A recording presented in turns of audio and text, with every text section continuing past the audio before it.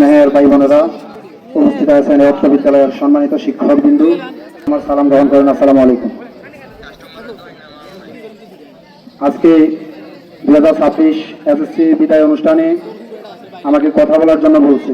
যারা বিশেষ করে পরীক্ষার্থী রয়েছেন, আপনারা যদি একটু লক্ষ্য করেন, আমি আপনাদের উদ্দেশ্যে দুটি কথা বলবো। কারণ আমরা এই স্টেপটা পার করে আসছি। আমি 2012 সালে এসএসসি পরীক্ষা দিয়েছিলাম। যদি আপনারা কথাটা একটু মনোযোগ দিয়ে শোনেন তাহলেই বলবো, যারা এসএসসি পরীক্ষা দিবেন, এখানে টোটাল 42 জন আমি গণনা করছি, ছেলে মেয়ে টোটাল 42 জন এই পিলগিরি খারুল হাজি আব্বাস আলী আদর্শ উচ্চ বিদ্যালয় থেকে পরীক্ষা দিতে যাবেন।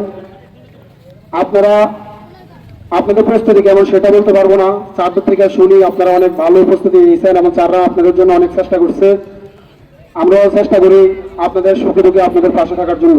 যে দুটি টপিকস নিয়ে কথা বলবো সেটা হচ্ছে, আপনারা যখন পরীক্ষার হলে ঢুকবেন, যারা মেধাবী তারা আরো বেশি কেয়ারফুলি থাকতে হবে। কারণ আপনার একটু অবহেলার কারণে আপনার A+ ছুটে যাবে, একটু অবহেলার কারণে আপনার A গ্রেড ছুটে যাবে। যার কারণে যারা মেধাবী তারা আরো বেশি সচেতন থাকতে হবে। ছাত্রটা একটু উইক, দুর্বল, আপনার ভিতরে ভয় কাজ করে যে আপনি আসলে কি গন্ডি পার হইতে পারবেন কিনা। আপনারা অধীর সাহস নিয়ে সেন্টারে যাইতে হবে। একটি কথা মাথায় রাখতে হবে, আপনি যে প্রত্যেকটা প্রশ্নের অ্যান্সার করবেন, টাইমটাকে আপনি মেনটেন করবেন। টাইমটা মেনটেন করাটা খুবই মোস্ট ইম্পর্ট্যান্ট। এই কারণেই দেখা যায় আপনি একটা প্রশ্ন জানেন, পারেন, ফুল মুখস্থ পারেন, কিন্তু আপনি প্রশ্নটা ভালোভাবে লিখতে গিয়ে আরেকটা প্রশ্ন আপনি অ্যান্সারই করতে পারেন নাই, তাহলে এটা আপনার জন্য একটি দুঃসংবাদ এবং অনেক খারাপ একটা লক্ষণ। এই কারণেই আমি একটা এক্সাম্পল দিই। এটাকেও দেখতে গেছে, দেখার পরে দেখছে ছাত্ররা 30 পাইছে, 33 পায় নাই, তার খাতায় কোনো লেখাও নাই। লিখতে লিখতে দেখছি যে নিচে দিয়ে লিখছে যে জায়দা দুধ মারা গেছে। লেখাটা প্রশ্নপত্রের সাথে কোনো মিলে নাই, কিন্তু বাক্যটা সঠিক লিখছে।